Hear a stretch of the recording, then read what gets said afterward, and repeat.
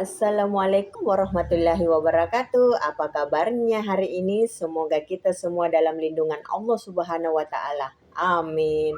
Baik, sekarang kita belajar tentang meneladani ketaatan malaikat-malaikat Allah Subhanahu wa taala. Sebelum kita memulai pelajaran hari ini, kita ingin menyampaikan tujuan pembelajaran. Tujuan pembelajaran kita hari ini yang pertama, pengertian iman kepada malaikat. Yang kedua, dalil nakli dan akli iman kepada malaikat. Yang ketiga, tugas-tugas malaikat. Yang keempat, keterkaitan tugas malaikat dengan perbuatan. Yang kelima, contoh perilaku beriman kepada malaikat. Pengertian iman kepada malaikat. Malaikat merupakan makhluk ciptaan Allah Subhanahu wa taala yang terbuat dari cahaya atau nur. Berbeda dengan manusia yang diciptakan dari tanah dan memiliki nafsu. Malaikat adalah makhluk yang senantiasa taat dan patuh kepada perintah Allah Subhanahu wa taala.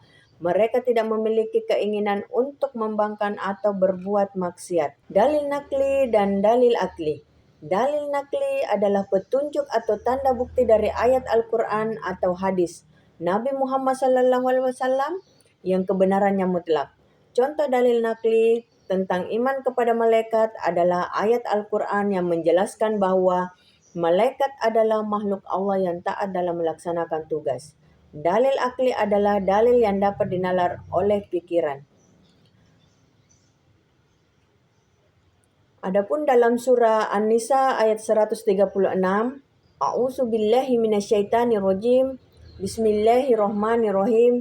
Ya ayyuhallazina amanu aminu billahi wa rasulihi wal kitabil ladzi nazzala ala rasulihi wal kitabil ladzi anzala min qablu. Wa man yakfuru billahi wa malaikatihi wa kutubihi wa rusulihi wal yaumil akhiri faqad dalla dalalan ba'id. Wahai orang-orang yang beriman, tetaplah beriman kepada Allah dan Rasul-Nya dan kepada kitab yang Allah turunkan kepada Rasul-Nya, serta kitab yang Allah turunkan sebelumnya. Barang siapa yang kafir kepada Allah, malaikat-malaikatnya, kitab-kitabnya, rasul-rasulnya, dan hari kemudian, maka sesungguhnya orang itu telah sesat sejauh-jauhnya. Dalam surah An-Nisa ayat 136.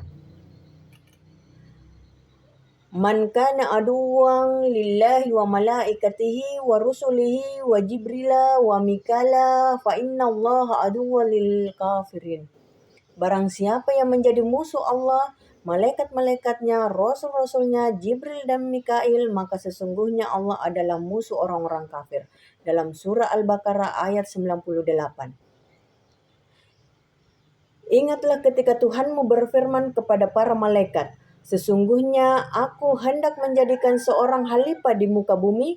Mereka berkata, mengapa engkau hendak menjadikan khalifah di bumi itu? Orang yang akan membuat kerusakan padanya dan menumpahkan darah. Padahal kami senantiasa bertasbih dengan memuji engkau dan mensucikan engkau. Tuhan berfirman, sesungguhnya aku mengetahui apa yang tidak kamu ketahui. Dalam surah Al-Baqarah ayat 30.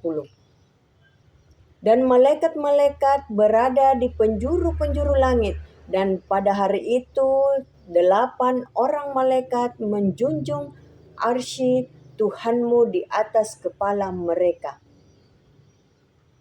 Malaikat-malaikat yang memikul arsy dan malaikat yang berada di sekelilingnya bertasbih dengan memuji Tuhannya dan mereka beriman kepadanya serta memohonkan ampun untuk orang-orang yang beriman seraya berkata, ya Tuhan kami, rahmat dan ilmu padamu meliputi segala sesuatu, maka berilah ampunan kepada orang-orang yang bertobat dan mengikuti jalan agamamu dan peliharalah mereka dari asap api neraka. Sedangkan dalil akli tentang keimanan kepada malaikat adalah adanya malaikat Jibril yang turun menyampaikan wahyu kepada Nabi Muhammad SAW menjadi salah satu bukti adanya malaikat yang wajib kita imani. Karakteristik malaikat.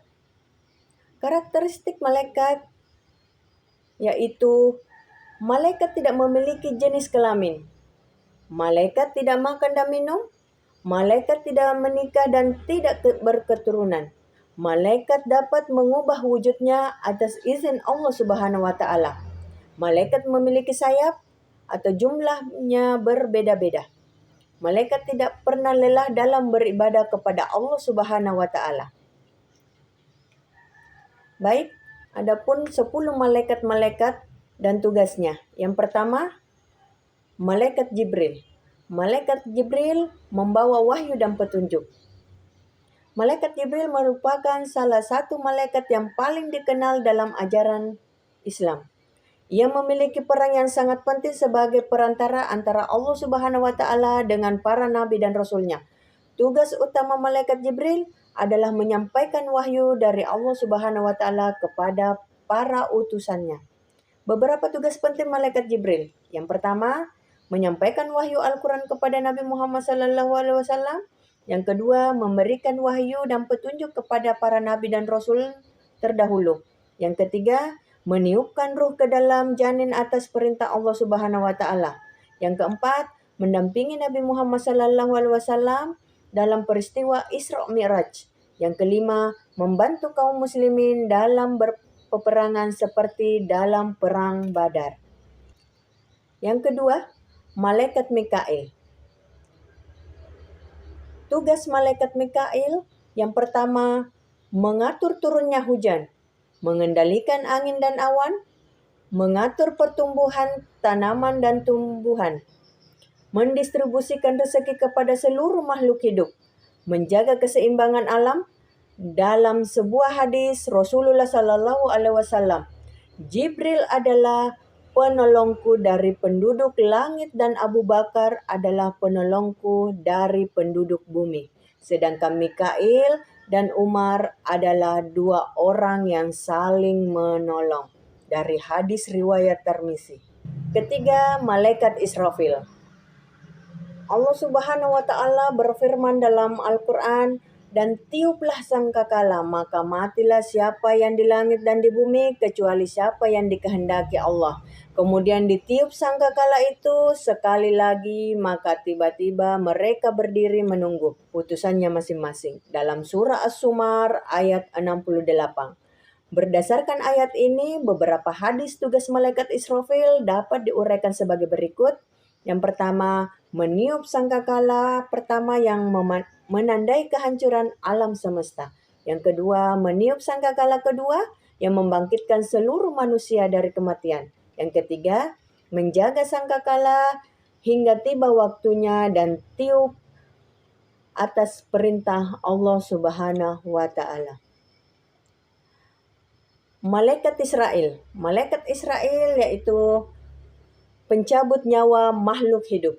Allah Subhanahu wa taala berfirman dalam Al-Qur'an, katakanlah, malaikat maut yang diserahi untuk mencabut nyawamu akan mematikanmu, kemudian hanya kepada Tuhanmu lah kamu akan dikembalikan. Dalam surah As-Sajdah ayat 11. Tugas utama malaikat Israel. Yang pertama, mencabut nyawa seluruh makhluk hidup termasuk manusia, jin, dan hewan. Yang kedua, memisahkan ruh dari jasad sesuai dengan waktu yang telah ditentukan oleh Allah Subhanahu wa taala. Melaksanakan perintah Allah Subhanahu wa taala terkait kematian dengan tepat dan adil. Selanjutnya, malaikat Munkar dan Nakir, yaitu penanya di alam kubur.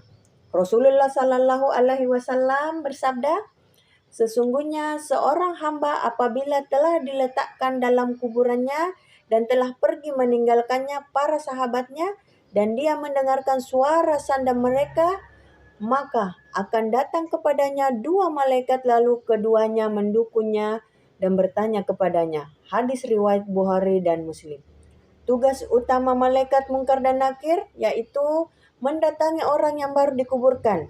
Yang kedua, mengajukan pertanyaan tentang Tuhan, agama, dan Nabi. Yang ketiga, menguji keimanan dan amal perbuatan selama hidup di dunia. Yang keempat, memberikan kenikmatan atau azab kubur sesuai dengan jawaban yang diberikan. Malaikat Rakib dan Atid, yaitu pencatat amal perbuatan. Allah Subhanahu wa taala berfirman kepada Al-Qur'an dalam surah Al-Kahf ayat 17 sampai 18, yaitu Ketika dua orang malaikat mencatat amal perbuatannya, seorang duduk di sebelah kanan dan yang lain duduk di sebelah kiri. Tiada suatu ucapan pun yang diucapkannya, melainkan ada di dekatnya malaikat pengawas yang selalu hadir. Tugas utama malaikat rakit dan atid yaitu malaikat rakit bertugas mencatat seluruh amal kebaikan manusia. Yang kedua, malaikat atid bertugas mencatat seluruh amal keburukan manusia. Yang kedua, malaikat ini selalu menyertai manusia sepanjang hidupnya, mencatat setiap perkataan, perbuatan, dan niat manusia. Selanjutnya, malaikat Ridwan. Malaikat Ridwan penjaga pintu surga. Allah Subhanahu wa taala berfirman dalam Al-Qur'an mengenai penyambutan penghuni surga. Dan orang-orang yang bertakwa kepada Tuhannya di antara ke dalam surga secara berombongan. Sehingga apabila mereka sampai kepadanya surga dan pintu-pintunya telah dibukakan, penjaga-penjaganya berkata kepada mereka, "Salamun alaikum, salam sejahtera bagimu. Berbahagialah kamu, maka masukilah surga ini. Kamu kekal di dalamnya." Dalam surah As-Zumar ayat 73.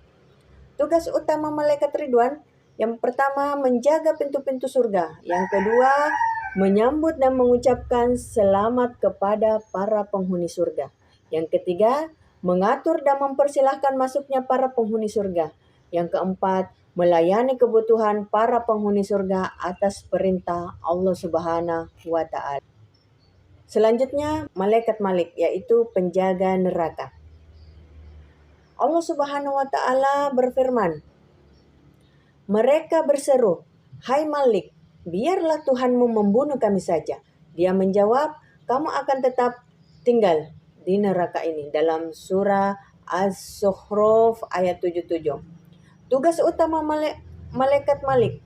Yang pertama, menjaga pintu-pintu neraka, mengawasi dan mengatur hukuman bagi para penghuni neraka, melaksanakan perintah Allah Subhanahu wa taala terkait siksaan neraka, memastikan bahwa hukuman diberikan sesuai dengan catatan amal perbuatan. Baik, sekarang keterkaitan tugas malaikat dengan perbuatan.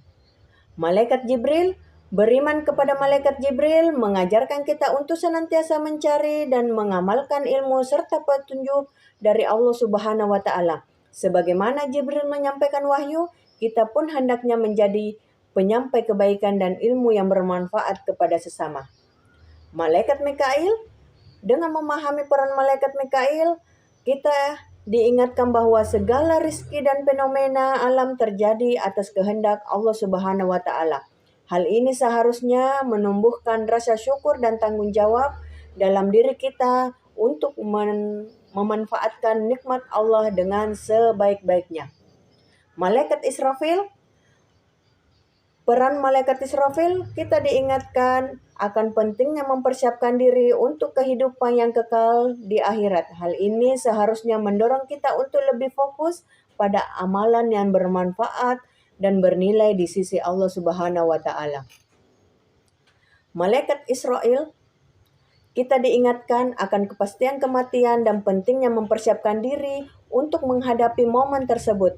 Hal ini seharusnya mendorong kita untuk lebih fokus pada amalan yang bermanfaat dan bernilai di sisi Allah Subhanahu wa taala, serta tidak menunda-nunda dalam berbuat kebaikan. Malaikat Mungkar dan Nakir, kita diingatkan bahwa pertanggungjawaban atas keimanan dan amal perbuatan kita dimulai sejak saat kematian. Hal ini seharusnya mendorong kita untuk lebih serius dalam mempelajari dan mengamalkan ajaran Islam, serta selalu berusaha menjaga keimanan kita dalam kondisi yang terbaik. Malaikat Rakit dan Atid, kita diingatkan bahwa setiap perbuatan kita sekecil apapun akan dipertanggungjawabkan di hadapan Allah Subhanahu wa taala. Hal ini seharusnya mendorong kita untuk lebih berhati-hati dalam bertindak dan berbicara, serta selalu berusaha untuk melakukan kebaikan dalam setiap kesempatan. Malaikat Ridwan diingatkan akan janji Allah Subhanahu wa taala tentang balasan yang indah bagi orang-orang yang beriman dan bertakwa. Hal ini seharusnya menjadi motivasi bagi kita untuk terus meningkatkan kualitas ibadah dan amal soleh, dengan harapan dapat disambut oleh malaikat Ridwan di pintu surga kelak. Dan yang terakhir, malaikat Malik. Malaikat Malik mengingatkan kita konsekuensi berarti dari perbuatan dosa dan maksiat. Hal ini seharusnya menjadi peringatan bagi kita untuk selalu menjaga diri dari godaan setan dan hawa nafsu, serta berusaha untuk selalu berada di jalan yang lurus.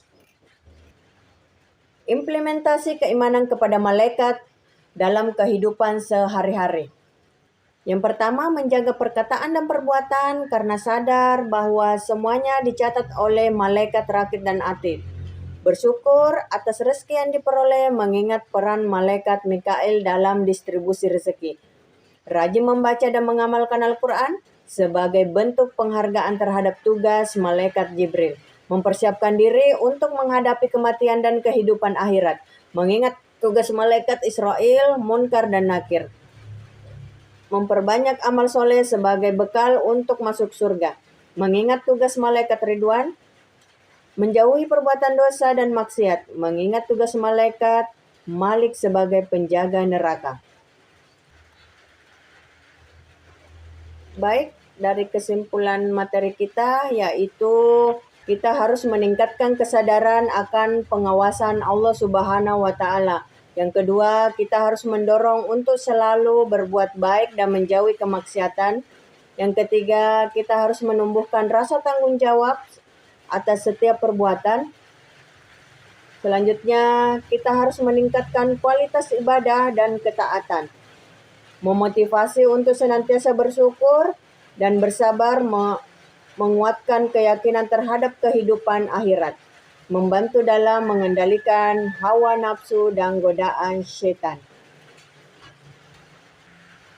Baik, sampai sini dulu pelajaran kita hari ini. Semoga bermanfaat. Kalau ada yang salah mohon dimaafkan. Wabillahi taufiq wal hidayah. Assalamualaikum warahmatullahi wabarakatuh.